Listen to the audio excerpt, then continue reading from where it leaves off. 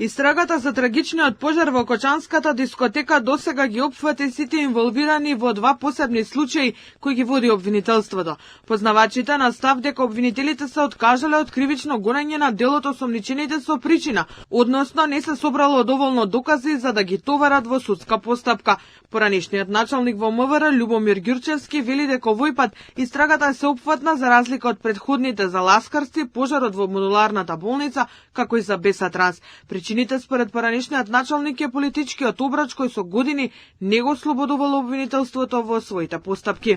Ова е за прв пат во Република Македонија, значи ваква стручна постапка да се води визави сите оние други проблеми кои што ги имавме, било да е ласкарци, било да е Беса Транс, било да е модуларната болница, каде што ништо не се превземаше од страна на јавното обвинителство, затоа што врз јавното обвинителство имаше енормно силно политичко влијание. Според Ѓурчевски, празни се обвинувањата дека има селективност во истражните дејствија, бидејќи истрагата во повеќе наврати се прошируваше и ги опфати сите со индиции за вина за трагичниот пожар. Не можам да сватам зошто опозицијата толку ревносно се труди да барат некаква одговорност таму каде што ја нема одговорноста. Ако они се сомневаат во некакви незаконитости во истрагата или изземање на лица од обвинителниот акт без образложение,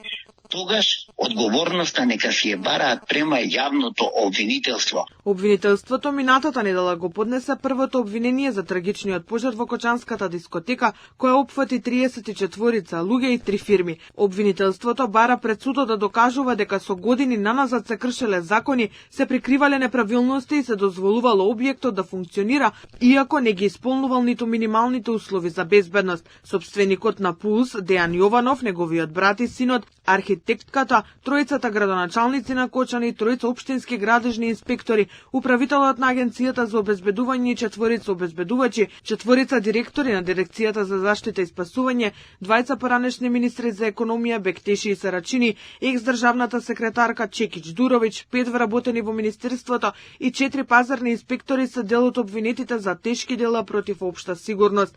13 мина кои беа фатени со истрагата не се дел од обвинението. Еден е починат, членот на ДНК Владимир Блажевски е се уште на лекување, а за 11 истрагата се запира затоа што досега нема доволно докази. Меѓу нив се и 2 поранешни директори на Државниот пазарен инспекторат Трајковски и Симеска Димовска. Истрагата запира и за поранешните министри за економија Дритон Кучи и Беким Незири, а продолжува за реалниот газда на Агенцијата за обезбедување. Втората истрага ја води обвинителството за гонење организиран криминал и корупција, која опфаќа 20 на полициски началници и службеници од Кочани и Штип.